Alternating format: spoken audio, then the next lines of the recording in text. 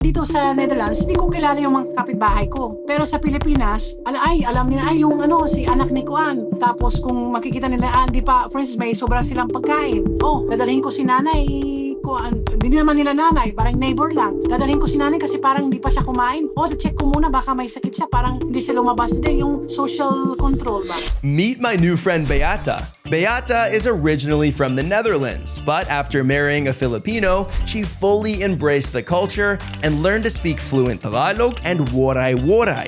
Now, nearly 30 years later, she still remains deeply connected to the Philippines. I actually first spoke with Beata about 3 years ago, so it was great to reconnect with her for this conversation. And if you haven't already, make sure to check out her content, links below. We had a great chat about how she learned Tagalog, her upcoming trip to the Philippines, how almost 3 decades of Filipino culture have shaped her life, and so much more. I hope you guys enjoy the video. Kamusta ang buhay? Nagluto-luto pa rin. Medyo dumadami naman yung order, which is good. Minsan, may pumupunta talaga dito sa store na yun na nakipag-picture or nag-ano sila na kung pwede magpa-greet sa mga family nila. Nakakatuwa.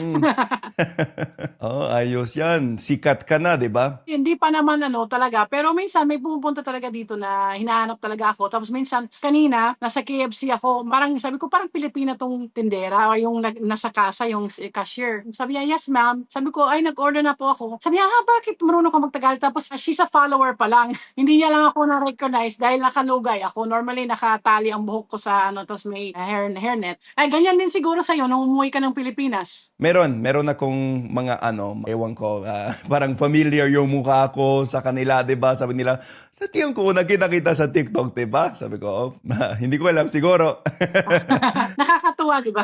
Oh, nakakatuwa sa akin kasi sa tiyang ko hindi naman masyadong popular yung mga video ko, 'di ba? So pag may fan na nakikilala ko sa Popular mo kalye. kaya, ang dami mong followers nakita ko yung mga, kasi binibigyan mo talaga ng podium yung mga foreigner na nagtatagalog. Parang yung last na napanood ko, yung sa Kenya, meron pa taga Russia yata. Minsan na-inspire din ako. Sabi ko, dapat i-upgrade ko pa talaga yung Tagalog ko kasi may mas magaling pa talaga sa akin. Marami pa sila, kailangan mag-upgrade tayo. Parehas yung nasa isip ko para sa Tagalog ko. Parang, ay nako, ang daming foreigner na mas magaling pa kaysa sa akin sa Tagalog. Dapat matuto diba? ako ng mas marami, di ba? Nakaka-inspire. Hilig ko talaga yon. Mahilig ako makipag-usap sa mga ibang lahi na may interest sa Pilipinas, 'di ba? Kagaya mo. Sa tingin ko, alam mo na marami na akong nakipag-usap dito, 'di ba? Para sa channel ko. Sa tingin ko, ikaw isa sa mga pinaka mahusay na foreigner sa Tagalog. Ay, talaga ba? Talaga, ang galing mo talaga. For us English speakers, learning Tagalog can be a real challenge. Trust me, I've been there. That is exactly why I decided to create my beginner's Tagalog course. With over 10 years of experience speaking Tagalog, I made sure that each and every video lesson is jam-packed with only the most useful information. When it comes to this course, the only thing I regret is not having it when I first started learning Tagalog. Ready to learn? Click the first link in the video description below to get started. Now, back to the video. Alam ko na nag-interview na tayo, pero dati pa yon, di ba? Kaya ikwento mo sa akin na naman kung paano ka natutong mag-Tagalog. Nag-umpisa ako ng Tagalog nung bata pa ako, 15 years old pa lang ako. May best friend ako sa high school. Doon nag-umpisa. Mga words lang na na parang pwede kami mag-secret language para walang makakaintindi sa amin. Minsan binabaliktad pa namin yung mga Tagalog kasi dahil kung may Pilipina or Pilipino, parang hindi din sila maintindihan kung ano yung mga namin. Alam mo naman yung mga chismis, siyempre mga babae, mga martes.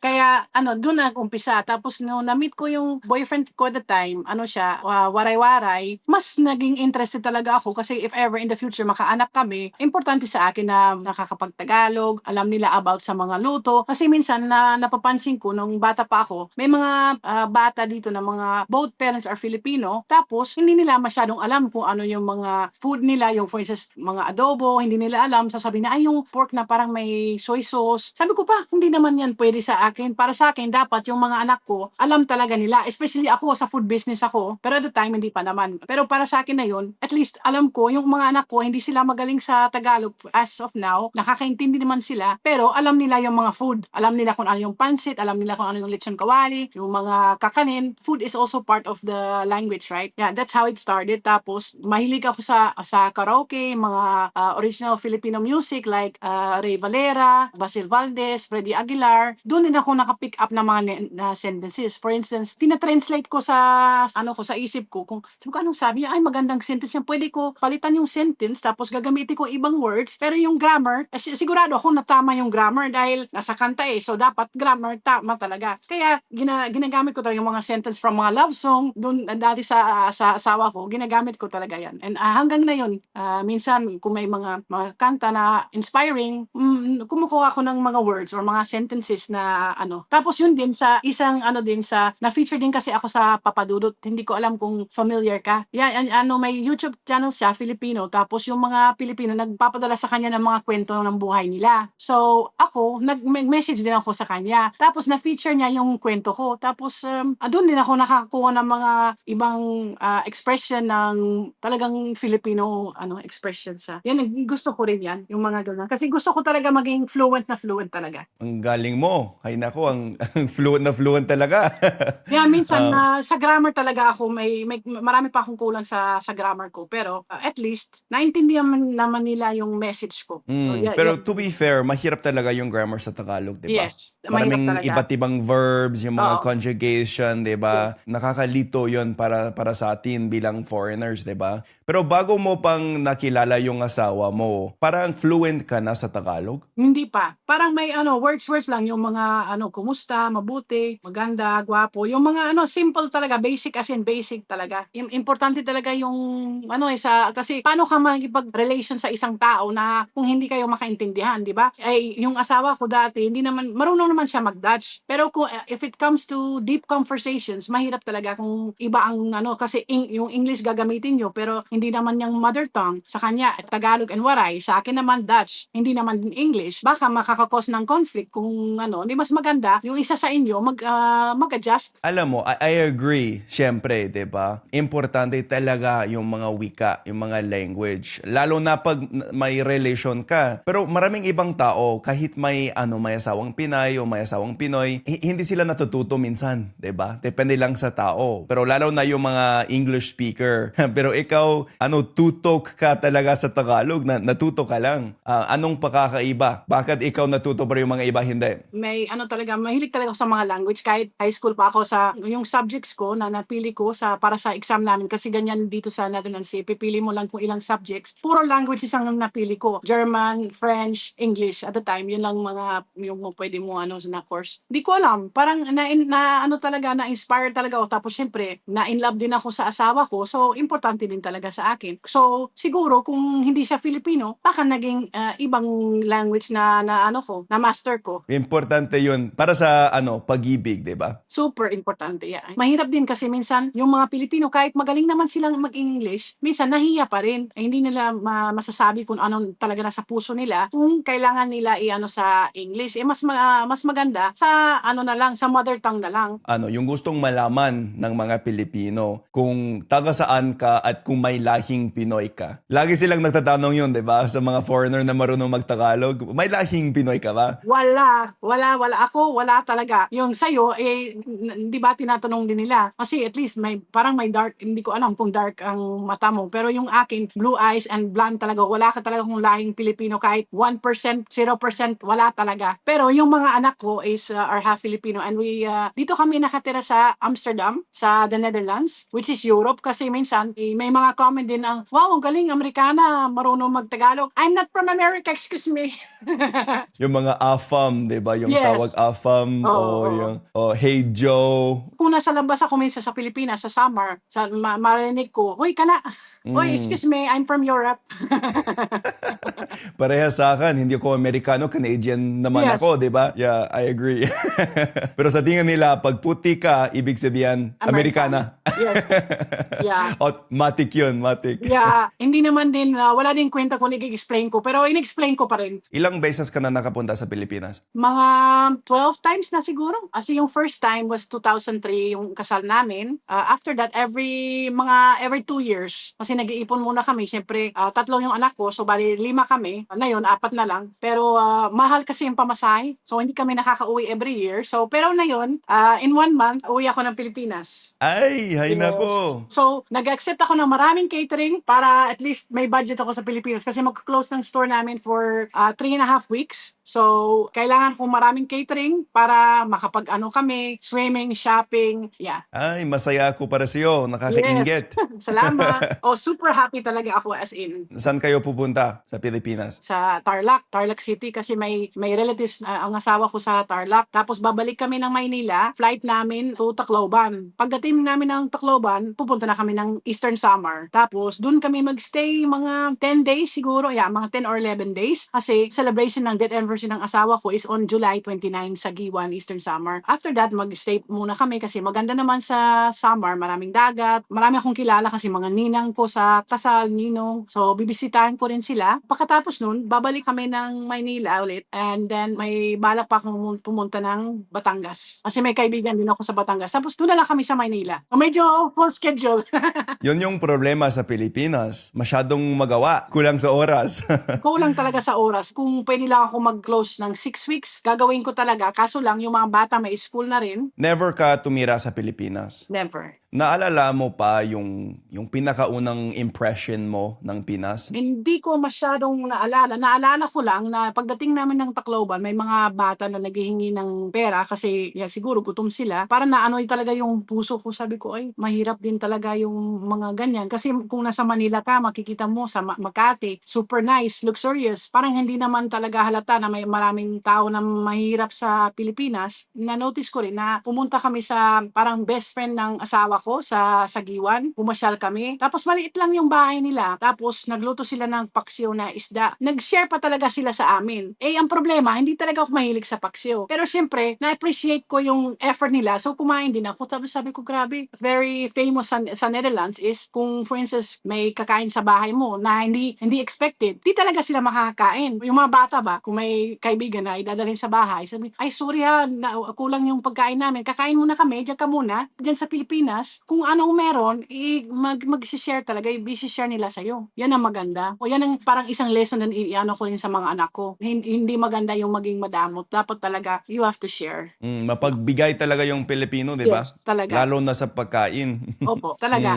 Tapos, minsan dito sa store, may mga kasama din ako. Siyempre, nagbe-break din kami. Kakain kami. Kung may papasok na customer, sasabihin pa nila na, kain tayo. Kahit alam naman yung customer na hindi, kasi store lang yun bibili naman sila ng pagkain. Pero automatic yan. Sasabihin mo, kain tayo. O yung tanong din para i-greet ng isang tao, ay, kumain ka na? Popular yon. Sa English, hindi naman nangyayari. Kumain ka na? Have you eaten? No. No. Have you? Ano pa mga differences na nakikita mo? Filipino culture at Dutch culture? Napapansin ko, yung mga Pilipino dito sa Netherlands, syempre, nagpapadala sila sa Pilipinas para sa pamilya nila. Dito naman sa Netherlands, yung mga parents namin, sila nagbibigay ng pera sa amin. So, baliktad din. For instance, yung tatay ko, sadly, namatay 2 years ago, yung nanay ko na lang nasa bahay niya. Pero, may pension siya, so everything is well secured for the future ba? Not everything, but at least the pension is okay here. Pero sa Pilipinas, minsan, yung mga anak kung hindi magpapadala, kawawa talaga yung mga matanda. Kung kunti lang yung pension nila or hindi sila nakapaghulog ng SSS, yan ang one of the difference din. So, mga Pilipino nagpapadala talaga ng pera sa Pilipinas. Ang problema lang minsan, ina-abuse din ng iba. Yeah, at sa tingin ko mahirap yung buhay ng OFW, 'di ba, sa ibang bansa. Kasi kunyari dito sa Canada, maraming Pilipino talaga. Nakikita ko sa kanila na kahit mataas talaga yung cost of living dito sa Canada, 'di ba? Yung rent, yung groceries, yung gas, lahat. Parang kailangan pa nilang magpadala sa pamilya nila sa Pilipinas. So parang doble yung gastos nila, 'di ba? Yeah, mahirap. Kaya siguro yung iba, nagtatake ng second job, third job, para makaprovide lang. Ang sipag talaga. So kung ako nagtatrabaho ng 40 hours, sila 60 hours or 70 hours, 'di ba? Para lang mabayaran lahat ng gastos nila. Kaya mahirap talaga yung buhay nila.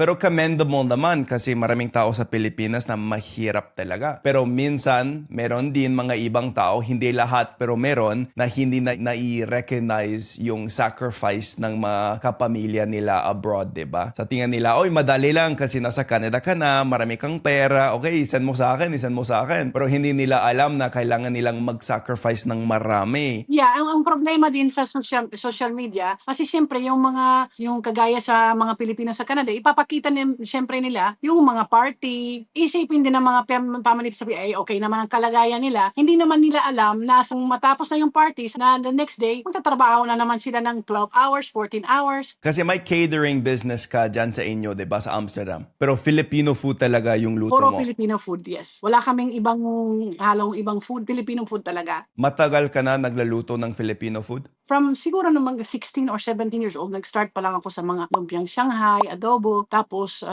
nadagdagan every year na ibang recipe. Na yun, marami na talaga kaming luto. Bali, halos lahat ng luto ng Filipino food, gumagawa kami dito sa store. Pero may mga kasama ako na mga Filipino talaga. Para sigurado ako na yung pasado sa mga Pilipino ang lasa. Kasi mahirap din kung ako magluluto tapos para sa akin masarap. Oo, masarap nga, pero hindi naman lasang Pinoy. Ikumpara mo yung pagkain na Pinoy sa mga ibang pagkain sa mundo. Anong iba? Para sa akin, madali lang kung i-compare ko sa Dutch food. Dutch naman ako, proud naman ako sa Dutch pero ang pagkain namin hindi talaga masarap. Patatas na pinakuluan lang, lagyan lang ng asin, gulay, pinakuluan lang, lagyan ng asin, tapos the viand, just like a steak or hamburger or meatball, yun lang. Tapos meron kami mga pancakes, pero kung i-compare ko sa ibang mga pagkain, ang ma-appreciate ko din yung food ng Asian food like Japanese, Chinese. Pero sa akin, the best pa rin talaga Filipino food.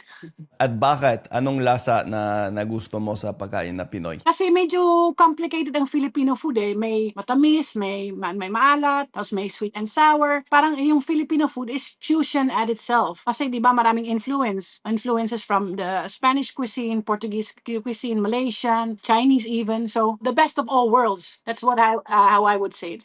Parang interesante talaga yung history ng Pilipinas, 'di ba? Sa language, sa Tagalog mismo, 'di ba? Sa mga pangalan ng cities sa Pilipinas, tapos sa pagkain din. Mekus, halo-halo lahat. Oo. Kaya excited din ako na uwi kami dahil gusto ko din matry yung ibang food sa Pilipinas na hindi ko pa natikman. Kasi Tarlac is in Pampanga and Pampanga is just like the culinary capital of the Philippines. So kahit 4 days lang kami, ay kakain talaga ako madami para makakuha din ako ng inspiration para sa pagbalik ko dito, itry ko muna to. Baka patok din sa mga Pilipino dito sa Netherlands. Meron sa isip mo na specifically gusto mong matikman? Timeline ko has been flooded talaga with Ilocos empanada. So gusto ko talaga matikman sa Tarlac kung meron, pero parang malayo ang biyahe kung pupunta pa ng Ilocos para matikman ko yung Ilocos empanada. Pero baka meron naman sa Manila. If ever may mga viewers ka, Jared, na alam nila kung saan ako makakabili ng masarap talaga na Ilocos empanada, baka pwede nila i-comment na lang para hindi na ako maghanap.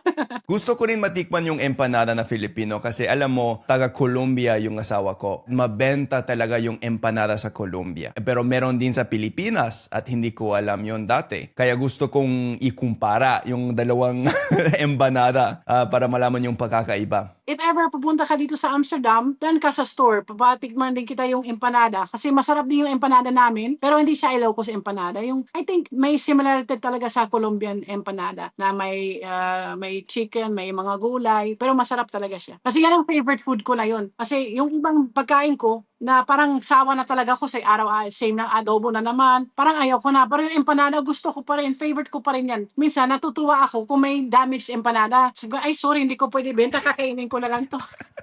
Ay, sayang. Na, di ba? Yung napansin ko, yung empanada sa Pilipinas, kulay orange, diba? Yeah, Orange yung sa yun. Ilocos, yes. Pero sa Colombia, yellow. Oh, yellow. Yellow. Yung sa amin, wala namang pero parang brown siya. So, yung empanada, yun talaga yung pinaka-favorite mong pagkain na, As of now. Filipino? Pero nag-iiba yan. Every 6 months, may iba akong favorite. Dati, bulalo ang favorite ko. Before that, dinuguan ang favorite ko. Tapos na yun, empanada siguro for 1 year na favorite ko talaga. talagang empanada namin. Dinuguan yung paborito mo dati? Yes. Wow, Pero minsan yung especially kung fresh yung dugo. Minsan, hindi ka makakabili ng fresh na dugo, yung sariwa talaga na hindi pa. Meron laging benta ng mga frozen, meron naman available. Pero ayaw ko talaga sa frozen, gusto ko talaga yung fresh. Kasi kung i-mix mo na sa ibang ingredients, kung galing sa frozen yung dugo, parang may layer siya ng tubig. Hindi ko masarap pa rin siya. mabenta yung dinuguan sa mga Filipino pero nahihirapan daw yung foreigner kasi ayaw nilang kumain ng dugo. Oo, yung ingredient medyo nakakatakot dahil dugo naman talaga. Pero kinakain ng iba. Di ibig sabihin, pwede mo rin kainin. Kung hindi mo gusto, sa susunod, di ka nakukuha. Pero at least give it a try.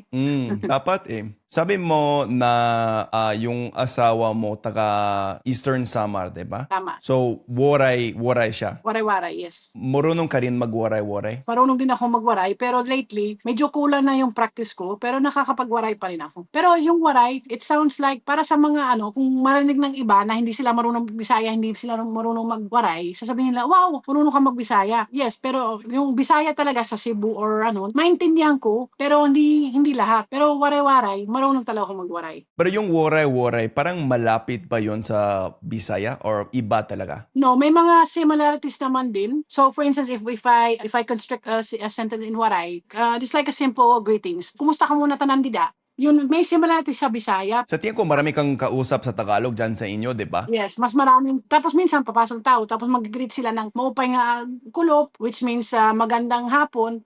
So alam ko na, pwede na ako mag-switch ng Waray. So, meron din mga waray sa inyo sa Amsterdam? Meron naman. Meron din iba na alam nila na nakakapag-waray din ako. Kasi minsan siguro, namimiss din nila mag-waray. Ako, namimiss ko rin minsan. So, maganda kung may papasok dito na magwawaray, di magwawaray muna kami. Pero natuto ka mo ng magtagalog, di ba? Tapos Yes. waray Opo. pagkatapos yun. Gaano ka nakatagal nagtatagalog? Mga 28 years. Wow, matagal na yan. Tapos, kailan ka nagsimula sa waray? Siguro nung umuwi kami ng Pilipinas for the first time in 2003. So, mga 23 years. Pwede ka bang mag-sample ng waray? Gusto kong pakinggan ng Oh, konti. sure. I will just introduce myself. Is that okay? Maupay nga adlaw ha iyo na tanan. Ako hibyata ako ang Dutch na maaram magwaray, maaram gyap magtagalog. Mauli kami yan nga tuig ngadto ha Giwan Eastern Samar. Malipayon na gud ako kay ma-attend na naman ako at mga fiesta ha Giwan. Kung may naman mga fiesta itong October or July or August, makaka-attend ako tapos makakapag na naman ako sa mga bakasyon, naman ako kami sa swimming pool, Marisyo. Wow. Konting sample lang yun. Pero medyo ako kasi mahirap minsan mag-switch. So, may halong Tagalog pa rin. Parang nakakalito. Yeah, minsan kasi 'di ba kanina sa start nag-English tayo, tapos nag-Tagalog, tapos mag-switch sa Waray. Minsan mahirap. Din sa puso ko yung Waray. Pero yung Tagalog din medyo nag-take over ng Tagalog na yun. Mas nakaka-practice ako sa Tagalog. Pero gets ko yun kasi ako, Tagalog talaga yung pinakaunang foreign language na natutunan ko. Dahil taga Colombia yung asawa ko, natuto din ako mag-Spanish. Maraming parehas na salita sa Spanish at Tagalog, diba? Tapos medyo parehas din yung pagbigas. Kaya minsan nakakalito din sa akin. Hinahalo ko yung dalawang salita. Yeah, ganyan diba? talaga. Mahirap. So, kunyari, meron na gusto kong sabihin sa Spanish, pero Tagalog yung lumalabas. Diba? Pero maintindihan naman din nila or hindi naman. Or iba talaga ang meaning minsan. Minsan, iba talaga yung ibig sabihin. At may maraming false friends din, diba, na akala ko galing Spanish, pero Tagalog talaga pala. Kunyari, seryoso. Akala ko Spanish yun, diba? So, sabi ko, seryoso sa kanila. Sabi na, seryoso? Pero dapat sabihin, seryo. Walang seryoso sa Spanish. So, minsan nahihirapan talaga ako kasi hindi ko alam kung anong salita na dapat gamitin ko. Kunyari kung nagtatagalog ako ng marami ng isang araw, minsan yung mga Tagalog lumalabas kahit yung asawa ko yung kausap ko. Oy, wow. So, at nakakahiya, diba? Kasi sabi niya, anong sabi mo? Ay, Tagalog pala yun. Pero so sa ngayon, medyo nakakaintindi na rin siya ng Tagalog dahil minsan tinatagalog mo. Konti. Tama. Gets ko talaga yung sinasabi mo na nakakalito. Kasi Waray, Tagalog, parehas din, diba? Filipino languages silang dalawa. Tama. Marami ka ng experience, diba, sa Filipino culture. Halos 30 years na. Sa palagay mo, anong paborito mong parte ng kulturang Pilipino? Paborito mong aspekto ng kulturang Pilipino? I think the looking out for each other. Dito sa Netherlands, hindi ko kilala yung mga kapitbahay ko. Pero sa Pilipinas, alam nila, yung si anak ni Kuan. Tapos kung makikita nila, di pa, for instance, may sobrang silang pagkain. Dadalhin ko si nanay, Kuan, hindi naman nila nanay, parang neighbor lang. Dadalhin ko si nanay kasi parang hindi pa siya kumain. Check ko muna, baka may sakit siya, parang hindi siya lumabas today. Yung social control ba? Sa Netherlands, wala. Minsan, narinig namin dito may mga sa news na nakakita ng matanda na nasa bahay lang. Tapos ilang weeks na patay na pala doon sa bahay nila dahil walang masyadong social control. Sa Pilipinas, parang mahirap mangyayari yun kasi palagi may mag-check. Kung hindi nila nakita yung isang tao for 1 day or 2 days, mag-uusap na sila, ano kaya nangyari? Hindi ko nakita mo si Kuan. Hindi rin. Puntahan natin. Baka may nangyari sa kanya. Parang maganda yan sa kung compare ko sa Dutch culture. On the other side, din yun, mahirap din yun kasi yan ang mga yung mga marites, nag sa buhay ng iba. Pero for the social control part, maganda naman talaga. Kasi yung sabi nila na parang independent daw yung Dutch. At sa tingin ko, independent din kami dito sa Canada, di ba? Sa lahat ng mga Western countries, medyo independent. So, parang gusto ko lang gawin yung mga bagay para sa akin o para sa pamilya ko. Pero hindi sa mga iba. At yung kapitbahay, wala akong pakialam, di ba? Yung mga ganyan. Pero yung Pilipino, parang isang community talaga sa lahat. At nakikita mo yon kahit sa mga Pilipino na hindi kilala. Kunyari, mga strangers. Kunyari dito sa Canada. Pag Filipino yung ibang tao, parang, kaibigan ko na yan. Automatic. Filipino ka ba? Filipino, di ba? Yeah. May connection ka agad, di ba? So, sa tingin ko, maganda talaga yan. Sa tingin mo, naging Pinay ka rin ng konti? Yung pagkatao mo, yung culture mo, nagbago ka ba? Ang mahirap kasi, di ba nag-start ako, 15 years old ako. So yung brain, yung utak ko noon, at saka yung, di ba sabi nila, yung nag-develop ka pa hanggang 25 years old. So, nung na-introduce ako sa Filipino culture, hindi pa ako totally developed. So, I think may nagbago talaga. Yung marami akong, parang na-take over sa mga Filipino habits. Just like, yung kung bago kong kumain, mag-sign of cross, which is not really, I think, Filipino, but it's Catholic. I was not born Catholic. So, tapos kung alis ako, magdadrive ako ng malayo or kahit malapit lang, magsa-sign of cross muna. Or kung kukuha ako magsasandok na ako ng kanin, i-cross ko muna yung rice. Maraming akong ganyan. Tapos may rosary ako sa sasakyan, yung mga ganyan. At yung pinaka gusto ko na yun, may kami sa Last Supper kami sa kusina.